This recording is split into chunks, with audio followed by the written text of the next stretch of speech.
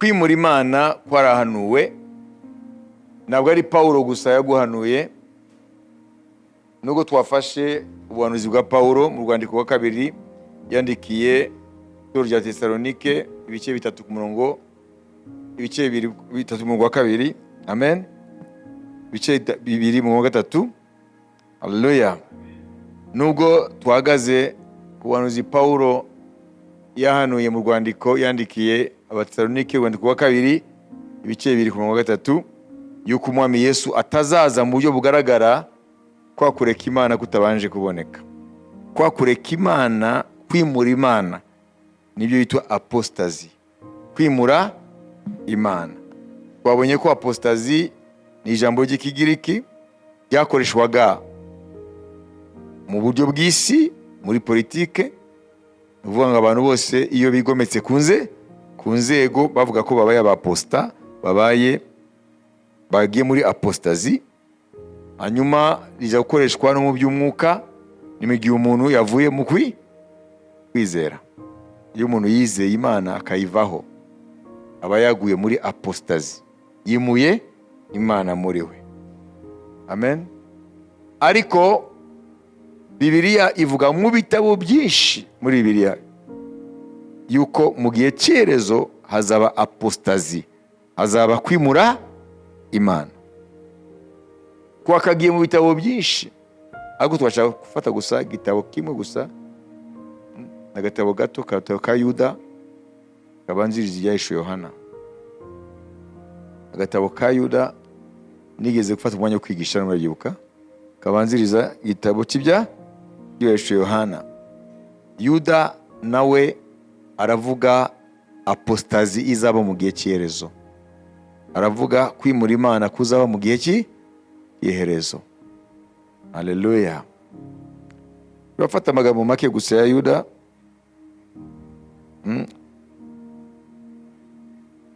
Umurongo wa 3 n'uwa 4. Bakundwa, ubwo nagiraga umwete wo kubandikira iby'agakiza dusangiye, niyumvisemo ko maswe no kubahugura, kugira ngo mushishikarire kurwanira ibyo kwizera abera bahawe rimwe, bakazageza iteka ryose. Kuko hariho bamwe baseseye muri mwe rwihishwa, bagenewe kera gucirwaho iteka. Ni abantu batubaha Imana, bahindura ubuntu bw'Imana yacu isoni nke, bakihakana Yesu Kristo ari we wenyine databuja n'umwami wacu. Amen. Amen. Aravuga ko no mu ntangiriro y'itorero umwuka wa apostazi wari uhari. No mu gihe cya Yuda yandika urwandiko, umwuka wo kwimura Imana wari uhari. Ariko rero bikavuga ko mu gihe cy'iherezo noneho uzaba wageze mu rwego rw'isi yose. Amen. Ariko kwimura Imana bigatangira mu itorero. Amen. Aranavuga ko na Enoke wa 7 kuva kuri Adamu nawe yarahanuye. Nubwo igitabo cya Enoke dufite, ariko umwuka wera muri Yuda, ndibutse ko Yuda ni umuvandimwe wa Kristo mu buryo bw'umubiri, ni demi frère wa Kristo, basangiye mama. Amen. Yuda avukana na Yesu kuri Maria. Okay? Manishimwe. Ntabwo ari Yuda Iskariyoti. Aravuga hariya ku murongo 14 ko Enoke nawe yadusigiye ubuhanuzi yuko mu gihe cyerezo hazaba kwimura Imana ari apostazi. Enoki wa 7 uhereye kuri Adamu yahanuye ibyabo ati, dore Uwiteka yazanye n'inzovu nyinshi z'abera be, kugira ngo agirire bose ibihura n'amateka baciriweho, no kwemeza abatubaha Imana bose ukuri kw'imirimo yose yo kutubaha Imana bakoze batubaha Imana, n'amagambo yose akomeye abanyabyaha batubaha Imana bayitutse. Amen. Amen. Bene data, ubuhanuzi bwa Enoke ntibuboneka? Murazi ibigambo byo gutuka Imana? Urumva? Ubu n'ubuhanuzi ngo ni uwa 7 kuva kuri Adamu. Urumva ni ubuhanuzi bwa kera bwahanuye ko mu gihe cyerezo hazaba kwimura Imana. Noneho Yuda arangiza ayimpanura itorero rero. Umurongo 20-25. Ariko mwebweho bakundwa, mwiyubake ku byo kwizera byera cyane, musengere mu mwuka wera, mwikomereze mu rukundo rw'Imana, mutegereze imbabazi z'Umwami wacu Yesu Kristo zisohoza ku bugingo buhoraho.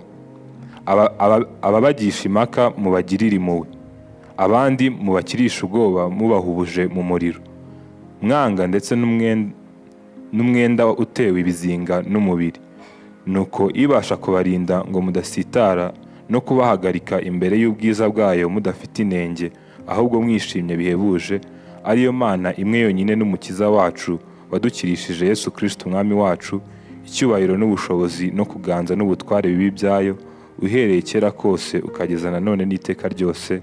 Amen. Amen. Haleluya. Hano baravuga ngo abazaba abizerwa muri icyo gihe cya nyuma cyo kwimura Imana mu isi, ngo Imana izabarinda. Amen.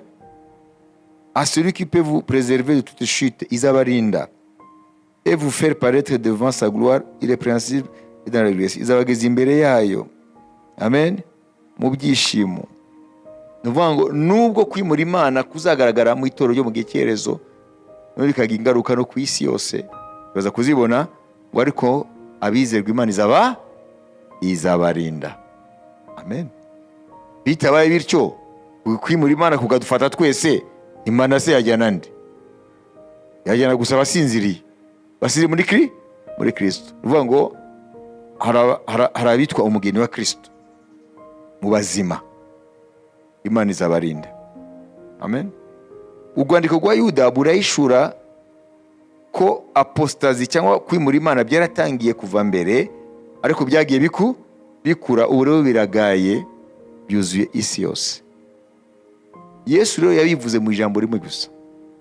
Umwami wacu Yesu Kristo yahanuye mu buryo buri indirect, yahanuye mu buryo, amen, buri indirect, sinzi ko nabyita, ahanura ko mu gihe cyerezo hazaba apostazi, hazaba kwimura Imana. Uriya mugani w'umucamanza n'abamuvakazi yamutitirizaga ku murongo w'8, Luka 18:8. Burya ni profesi ya apostazi, nuko atavuze ngo ndahanuye, ariko ufite umwuka wera abona ko yahanuye. Dusomere. Ndababwira yuko izazirengera vuba, ariko Umwana w'umuntu naza, mbese azasanga kwizera kukiri mu isi. Amen. Voilà. Urayumva? Nimba apostazi isobanurwa kwimura Imana, kureka ibyo kwizera, aravuga ko mu gihe cyerezo benshi bazareka kwizera. Niyo bita apostazi, kwimura Imana, kureka kwizera, kuva mu byizerwa. Mu Gifaransa, l'apostasie sur le plan spirituel, c'est l'abandon de la foi. Abandonner la foi. Kuva mu kwizera. Wasobanuriwe? Amen. Turebe rero ingaruka zabyo nimba tuzibona uyu munsi. Haleluya. Ngo ese Umwana w'umuntu nagaruka azasanga kwizera mu isi? Turavuga ko Yesu ari kugaruka. Ese hari ukwizera? Duhereye mu itorero hari ukwizera? Turebye mu isi abantu barubaha Imana? Yesu yaravuze impamvu hazaba apostazi, impamvu hazaba kwimura Imana, yarabivuze muri aya magambo. Kadusoma Yohana ibice 8:12. Yohana 8:12. Yesu yongera kubabwira ati, ni njye mucyo w'isi, unkurikira ntazagenda mu mwijima na hato, ahubwo azaba afite umucyo w'ubugingo. Amen. Ni njye mucyo w'isi. Amen. Unkurikira ntazagendera mu mwijima, azagira umucyo w'ubugingo. None reka tubwire rero ku bijyanye rero n'impamvu urubanza ruraza kuri iyi si. Yohana 3:19. Twe turavuga iby'umucyo n'umwijima. Uko gucirwa y'iteka nuko umucyo waje mu isi, abantu bagakunda umwijima kuwurutisha umucyo, babitewe nuko ibyo bakora ari bibi. Amen. uvuga ngo nubwo umucyo waje ariko ngo isi yakunze umwijima kuruta umucyo kuko imirimo yabo ari mibi. Amen. Ubwo nibwo rubanza rero, isi kuko imirimo yayo ari mibi, amen, yikundira umwijima kuruta umucyo. Ngo isi yanze umucyo ari we Kristo. Noneho isi yimuye Imana, iri muri apostazi. Ariko tuba turebe ingaruka noneho z'itorero ry'Imana rigaragaramo kwimura Imana, n'ingaruka bifite ku itorero ndetse no ku isi. Yesu yahanuwe na Yesaya avuga ko Yesu ari umucyo. Ibi Yesu yavuze ni ubuhanuzi bwa Yesaya. Amen. Yesu yahanuwe na Yesaya ko ari umucyo. Imana ishimwe. Yesaya 9:1. Turashaka kwinjira rero mu ngaruka zo kwimura Imana. Les conséquences de l'apostasie dans l'église et dans le monde. Ingaruka zo kwimura Imana mu itorero no ku isi. No mu isi. Abantu bagenderaga mu mwijima babonye umucyo mwinshi. Abari batuye mu gihugu cy'igicucu cy'urupfu baviriwe n'umucyo. Amen. Umurongo wa 2. Wagwije ishyanga, wabongereye ibyishimo, bishimira imbere yawe. Ibyishimo mu Kinyarwanda ntabwo umurongo uri hejuru. Umwijima ntuzategeka iteka. Ariko nta bwire buzaba ku wahoze ari umunyamubabaro. Izi mu Kinyarwanda. Abantu bagenderaga mu mwijima. Mais les ténèbres ne régneront pas toujours sur la terre. Il y a des angoisses. Hari umubabaro. Ariko nta bwire buzaba ku wahoze ari umunyamubabaro. Mu gihe cya kera yateye igisuzuguriro igihugu cya Zebuloni n'igihugu cya Nafutali. Ariko mu gihe cya nyuma yagiteye icyubahiro ku nzira ikikiye inyanja hakurya ya Yorodani, Galilaya y'abanyamahanga. Galilaya y'abanyamahanga.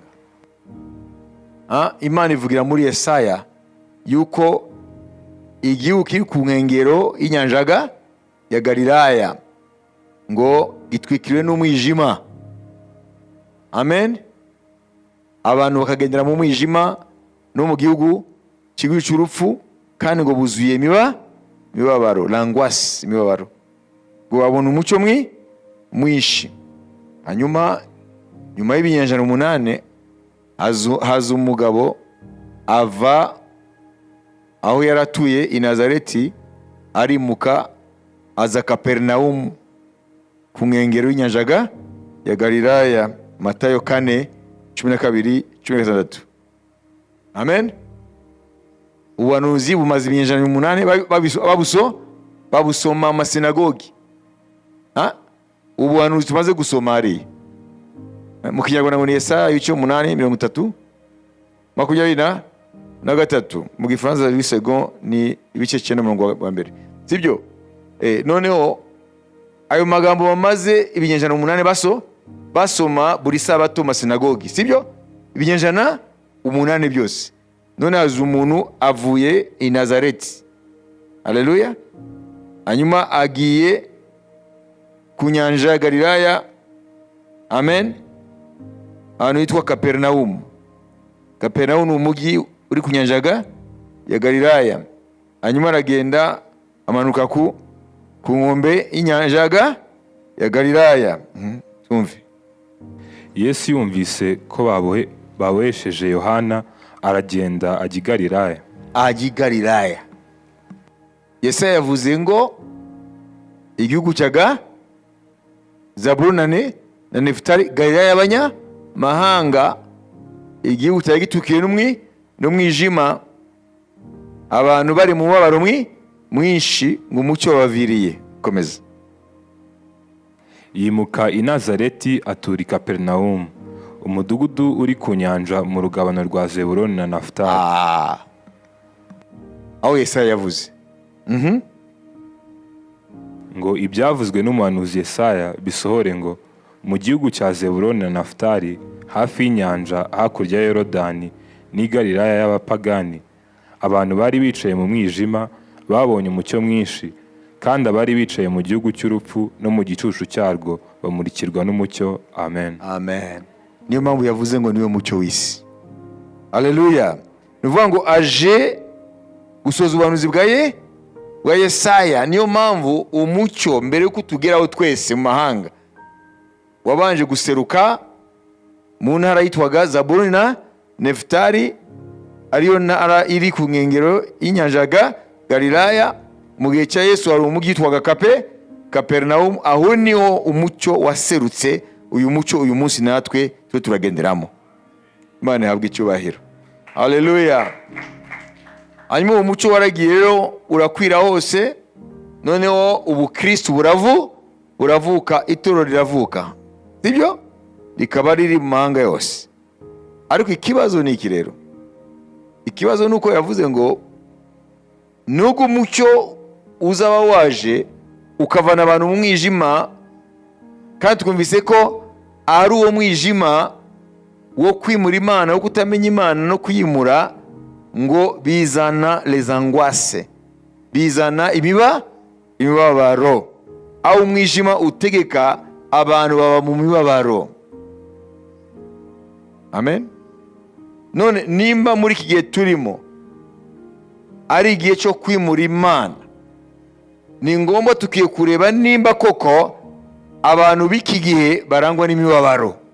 Nibyo sibyo? Les angoisses. Mwabyumvise? Umucyo uracyari mu isi, ubwo ubutumwa buracyavugwa, ngo ariko abantu bikundiye umwijima kurusha umucyo kuko imirimo yabo ari mibi. Mwabyumvise? Hari bitandukanye nanditse hano bikwereka ko turi muri apostazi, muri apoje, cyangwa mu rwego ruhanitse, kuko Bibiliya yavuga muri Matayo 24. Amen. Soma ku murongo wa 13. Ariko uwihangana akageza imperuka, kuri 12. maze kuko ubugome buzagwira, urukundo rwa benshi ruzakonja. Amen. Ubugome buzagwira. Amen. Mvuga ngo ibyaha by'uburyo bwose bizaba ku rugezo rwo hejuru. Iyo ni ingaruka yo kwimura Imana. Mvuga ngo iyo Imana bayimuye muri sosiyete, haleluya, ingaruka ni imibabaro mu buzima bw'abantu n'ubugome. Mvuriza igihe Umwuka arambwira ibyo turi busangire, nanditse ni une société apostate, société bimuyemo Imana, doit finir dans la violence. Société ira yose Imana bayimuye, iyo société irangirana n'ibihe by'urugomo n'ibihe by'ubugome. Mwabyumvise? Urugomo n'ubugome ni ikimenyetso cyo kwimura Imana. Tubirimo ntiturabijyamo. Hanyuma nanditse ni une société apostate doit toujours finir dans la violence, le désordre. Iyo Imana bayimuye, amen, iyo société cyangwa igihugu, amen, iyo kimuye Imana cyangwa abo bantu bimuye Imana, iyo société irangirira muri violence, urugomo n'ubugome na désordre, akavuyo. Ndarangiza. Ndashaka ko muza kubyandika ko bikurikirana. Ingaruka yo kwimura Imana muri société ni yihe? Wavuze violence, urugomo, désordre, kavuyo, l'effondrement des valeurs, kugwa kw'indangagaciro. Indangagaciro ziragwa. Uraza kubona des valeurs telles que la famille, kuko famille ça fait partie des valeurs, kubera ko famille niyo fondement société. Iyo umuryango urwaye société irarwara. Nuvuga ngo rero iyo Imana bayimuye muri iyo société, indangagaciro z'umuryango ziratakara. Tubirimo turabijyamo. OK. Les valeurs zitwa le couple, abashakanye. Nabo bibagiraho ingaruka. Amen. Ni ukuvuga ngo urugo rushingiye ku bashakanye. Nimba rero indangagaciro z'urugo zitakara zikahava, nuko abashakanye ntazo bakirimo. Tubirimo cyangwa tubitegereze? Niyo mpamvu tubona amadivorce menshi. Hanyuma ikindi nacyo muri murabona uyu munsi no ku mateleviziyo mpuzamahanga ni iki? Le système éducatif devient défaillant. Ni ukuvuga ngo uburezi buhita buhagwa. Ndaza kubaha ingero. Amen. Haleluya. Muri iyi minsi abakurikiye amakuru mwarakurikiye mu makaminuza y'Uburayi na za Amerika za Canada, aho kugira ngo bajye mu masomo bige, bazindukiraga barashinzeho amashitingi bamagana Israel. Amasomo arahagarara, bahangana n'amareta yabo. Ibi byose ni ingaruka zo kwimura Imana. Ni mwayikurikiye? Nuvuga ngo nubwo no mu gihe cya Yuda mu ntangiriro z'itorero umwuka wo kwimura Imana wari uhari, ariko ubu tugeze mu rwego ruhanitse rwa nyuma rutuma umwami Imana ari bwohereze Kristo. Amen. Le système éducatif devient défaillant et on assiste à la dégénérescence morale. Ni ukuvuga ikigize inyoko muntu, agaciro k'inyoko muntu, amen, karagwa kavaho. L'homme devient dégénéré. Umuntu abinyama inyamaswa, aho kuba umuntu agaragaramo ubunyamaswa. Dégénérescence morale ni ubunyamaswa. Ni umuntu ariko uko yitwara ni bunyamaswa. Nta muhe, nta rukundo, ntacyo yubaha, ntacyo atinya. Wayumvise? Ineza akayitura inabi, guhemuka, sibyo? Ibyo byose nibyo bita dégénérescence morale. Donc umuntu ava mu rwego rwa kimuntu, kubera ari mu ishusho y'Imana akagwa hasi, n'agatanga yitwara nk'inyamaswa. Tubirimo tubitegereze. Et puis nanditse l'effondrement des mœurs ou des mœurs. Murabona iyo umuntu agiye gusaba akazi cyangwa inzego runaka nk'ibi asaba muri leta, arigiye gusaba attestation de bonne conduite, vie et mœurs. Ngo n'urupapuro polisi tanga cyangwa ministère de justice je pense tanga yerekana ko wowe uri nyangamugayo, utari mu rugomo, utari ibandi, wayumva, ko witwara neza muri société. Ubu rero hariho l'effondrement izo valeurs zose. Donc abantu bakabaho muri société nk'inyamaswa, nk'abantu muri make batakaje ubumuntu.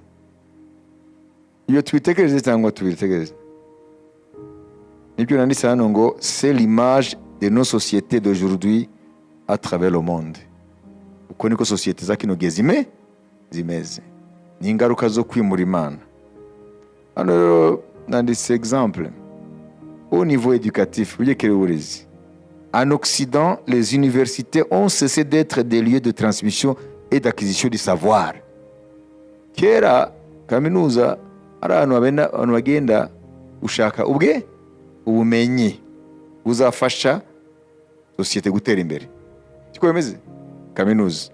Donc au niveau éducatif en Occident, les universités ont cessé d'être des lieux de transmission, abarimu bagatransmeta ubumenyi et d'acquisition de savoir, abanyeshuri bakakira ubwo bumenyi babukoreshe mu buzima bateza imbere igihugu, bateza imbere société, mais ces lieux sont devenus plutôt des lieux de revendication politique.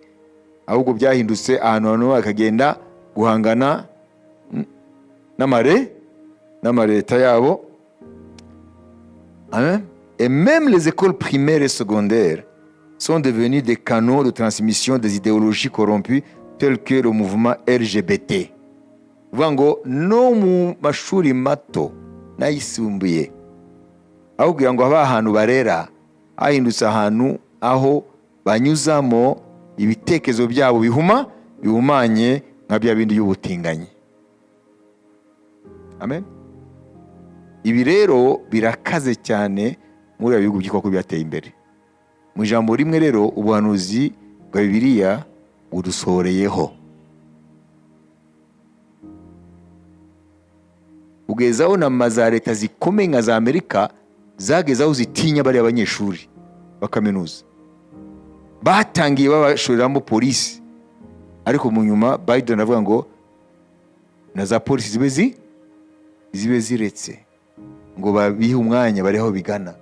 Baratinye n'ibindi bihugu byose, ariko byaje kuvumburwa ngo ibihugu by'Abarabu ko bifite amamiliyari y'amadolari kubera peteroli byasutse amafaranga kugira ngo za kaminuza zaka umuriro muri bihugu zamagana Israel.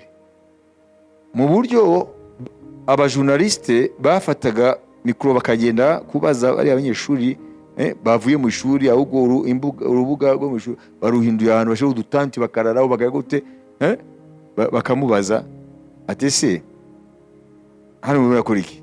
Kwamagana Israel irakora genocide y'abanyapalestina. Hanyuma noneho baba bazi ibibazo runaka bagasanga ntibazi n'ibyo barimo. Ni ukuvuga ngo bari manipule.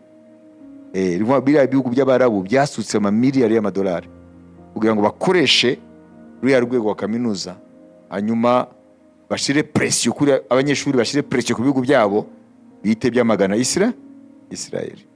None rero bene data, igihe turimo rero ni igihe cyo kwimura Imana, ariko kugira ngo bigere mu isi byabanje mu itorero. Itorero ridakomeye mu mwami, itorero ryimuye Imana muri benshi bari muri ryo, bigira ingaruka atari ku itorero gusa, none rikaba idini, sibyo? Niribe icyo rikwiye kuba, kuko Imana mu mugambi wayo nuko itorero ryegukana amarembo y'abanzi Satani n'abadayimoni be mu cyimbo cy'umwami Yesu Kristo, kuko Yesu niwe rubyaro rwa Abrahamu. Amen. Yahawe uposséder les portes de l'ennemi, yahawe gutegeka imbaraga z'umwijima no kuzinesha zose. Hanyuma nawe aravuga ati kuri urwo rutare nzubakaho itorero ryanjye, amarembo y'ikuzimu ntazarishobora. Mu cyimbo cy'uko amarembo y'ikuzimu ayindi umushitsi imbere y'itorero, ahubwo amarembo y'ikuzimu arigamba ku itorero isi yararitashye. Mu buryo uyu munsi amatorero agaragara, nababwiye ko umugeni wa Kristo ntabwo azabura. Yuda niyo bivuze, aribo bake beza, ariko muri rusange itorero isi izayinjiramo, nuko ngo Satani azinjira mu itorero. Uyu munsi rero amatorero menshi mu rwego rw'isi amaze kwemera homosexualité, amaze kwemera abahomosexuel, abatinganyi ko nabo n'abantu nk'abandi. Bakwiye guhabwa uburenganzira umukristo wese yakwiye guhabwa. Bakwiye kujya ku meza y'umwami, bakwiye gushingirwa. Bayumvise? Itorero rimaze kwemera ibyo bimaze kwinjira. Uvuga ngo itorero muri rusange mu rwego rw'isi riri mu rwego rukomeye cyane rubi rwo kwimura Imana. Niyo mpamvu rero iyo mvuze itorero muraryumva, ndiyo ndavuga l'église visible, ndavuga l'église institutionnalisée, itorero tubonesha amaso, ariko Imana irafite abana bayo bukuri. Amen. Muri iyi si ariko itorero riboneka rigaragara mu rwego rw'isi bari mu Imana. Noneho isi rero igahita ihenebera, kuko isi ntabwo ibona itabaza yayibwira ko dore biriya bintu Satani arabikora ariho, dore hariho na Yesu. Bivuga ngo itorero nk'uko Isirayeli mu gihe cyayo yarataye inshingano zo kuba urumuri. Israël a failli dans sa mission, kuko Imana yahamagaye Isirayeli ngo itware urumuri mu mahanga rwo kumenya Imana nzima, amahanga ave mu bigwamana. Isirayeli nayo ahubwo bavuga ngo ibe urumuri rw'amahanga, nayo yaguye mu gusenga ibigwamana nk'amahanga. N'itorero naryo muri mission yaryo yo kuba umunyu w'isi n'umuco w'isi, itorero naryo ryarinjiye mu mwijima. Amen. Haleluya. Amantivalere y'isi ataha itorero. L'église officielle, itorero rigaragarira amaso, ryarataye inshingano, kuko ryaragiye rikamatana n'isi mu buryo ibyo isi yemera n'itorero naryo ryarabyemeye. Mutandukanye itorero mu buryo bw'umwuka, umugeni wa Kristo, hamwe n'itorero rigaragara. Uyu munsi rero kwimura Imana kwabanje mu itorero itakaza mission yaryo yo kuba porte flambeau, gutwara urumuri ko kumenya Imana nzima. None itorero naryo ahubwo ryaganzwe n'isi, naryo rikorera umutware w'isi. Niyo mpamvu rero ingaruka ni bya bindi Yesaya yavuze ngo mbere yuko Yesu aseruka mu gihugu cyitwa Zabuloni na Neftali, mu ntara Yosuwa yakebeye Zabuloni na Neftali, niyo bice bikikuje inyanja ya Galilaya, kuko Zabuloni na Neftali n'abana ba Yakobo. Amen. Biriya bice nibyo bari bahawe ya miryango ibiri, Zabuloni na Neftali. Hanyuma mu nyuma twumva ko yitwaga Galilaya y'abanyamahanga, kuko nta hantu abanyamahanga niho hanywaga inzira ihuza isi zitandukanye icyo gihe, iburasirazuba, ikusi, amen, n'iburengerazuba. Noneho ariya rero i Galilaya haje kuba uruvangi rw'abayuda n'abanyamahanga, niyo mpamvu hiswe Galilaya y'abanyamahanga. Aho niho Yesu yatangiye ministeri, yatangiye guhamagara abantu ngo nimwihane, ubwami bw'Imana buri hafi. Imana ishimwe. Hanyuma rero aravuga Yesaya ngo bagenderaga mu mwijima, ababaga mu gihugu cy'urupfu, ngo buzuye imibabaro, ngo umucyo wabatambikiye. Ibyo ni ukuvuga ngo rero aho umucyo w'Imana utari, hari imibabaro. Nimurebe rero mbere ko tujya mu masengesho, murebe ikintu bita paradox, ikintu bita ibintu bihabanye. Isi yateye imbere mu kubyaza ubutunzi iby'Imana yaremye kurusha ikindi gihe cyose. Sibyo? Dufite abantu bindi bihe batigeze babona. Sibyo? Amadege, itumanaho, ibiki, amashanyarazi, ibintu isi ifite ubu, wabyumvise, nta rundi rungano rugeze rubigira. Ariko paradoxalement ikinyuranyo nicyo giha abantu bababaye kurusha ibindi bihe. Kubera iki? Mutunze byose ariko nta mahoro mu mitima. Mutunze byose ariko muri mu bubata. Mutunze byose ariko ingo zigasenyuka. Mutunze byose couples, amakouple agatandukana, abashakanye. Mutunze byose abana bakabananira, bakabanywa rumogi. Muri bihugu bya za Amerika na za Canada, ubona umwana w'imyaka 10, 11, 12 akaza akijuru akajya mu nguni hariya akajunjama. Bamubaza se bimeze gute? Urabona abana bahariya ni ukubahoza ubagurira smartphone, sibyo? Noneho akavuga ngo ari muri depressed. Ku depression. Ibaze umwana reka cyumva ari muri depression. Depression ni iki? No kwiheba. Ngo ari muri depressed, ngo ari hebye. Hano umwana reka cyumva ashobora kuvuga iryo jambo.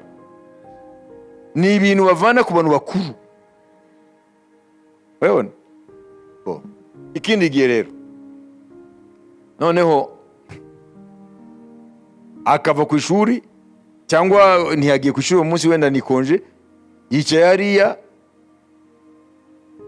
ashaka kwegera ababyeyi nk'iki, ni habaye iki?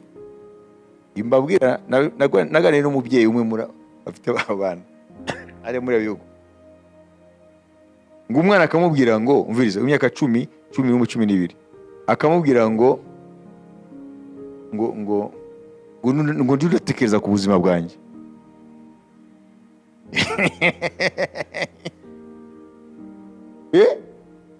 Murabona isi yageze.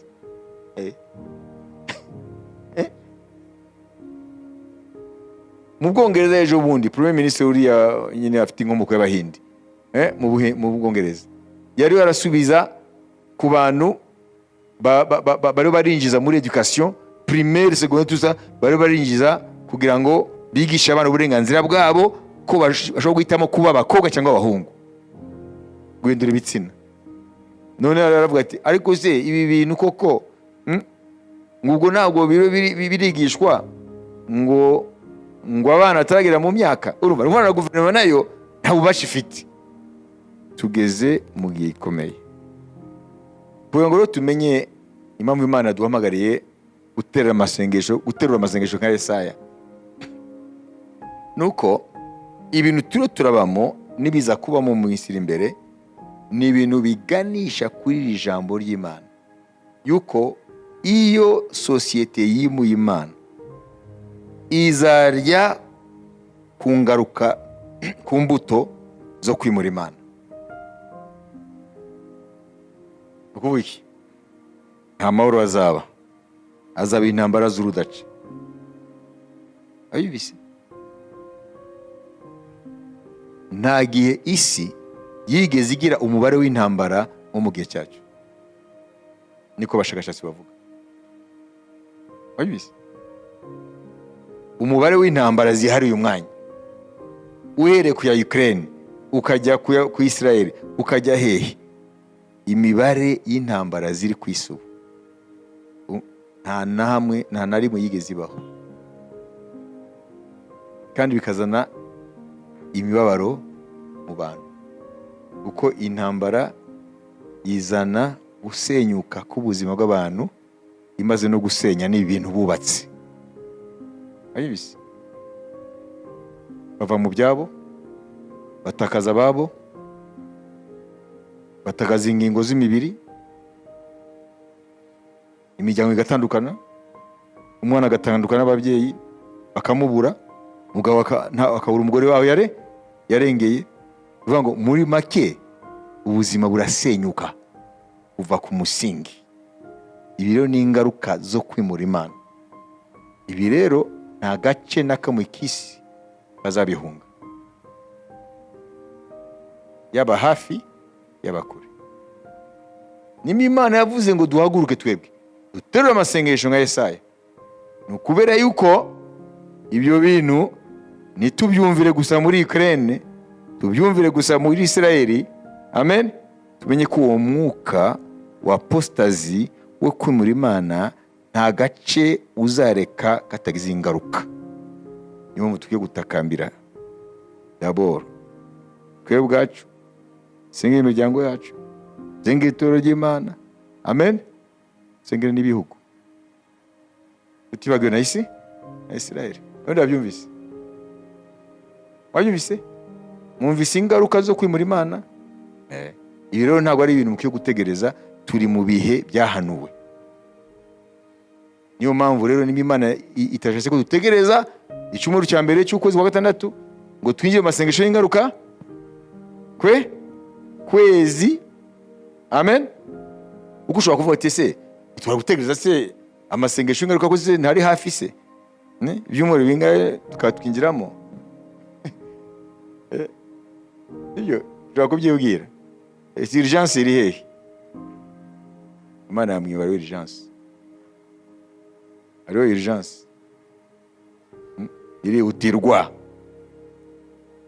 Irihutirwa kuko bitureba twebwe mu buryo bw'umwihariko. Ntabwo nibuvuga ibirenze ibyo. Birihutirwa kuko bitureba twebwe mu buryo bw'umwihariko.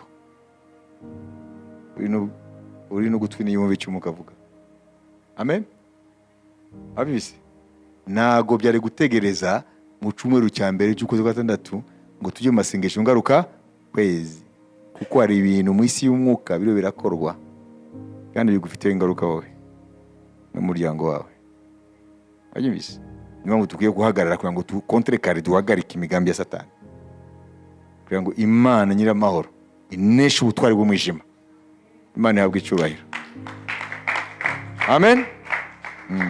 Reka dufate rero ubu rero ndabaye iminota 10 kuko namaze kubabwira byinshi. Hanyuma utangire rero winginga, hanyuma turaza gusoza twingingira hamwe. Ibyo winginga se numaze kubibona? Waze kubibona? Aha. Tangira winginga.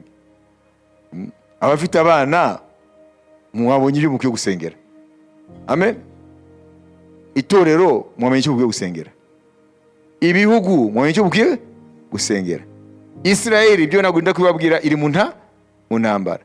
Bayibwiye ngo hagarika nukomeze gutera Gaza, ahubwo yakajije ibitero. Umva ibiri yose byabaye potopoto. Twinjire mu masengesho iminota 10. Ariko igiye ishaka kurisha yera hehe? Turahera d'abord ku byacu. Amen. Hanyuma dusengere n'ibiri kure. Imana ishimwe.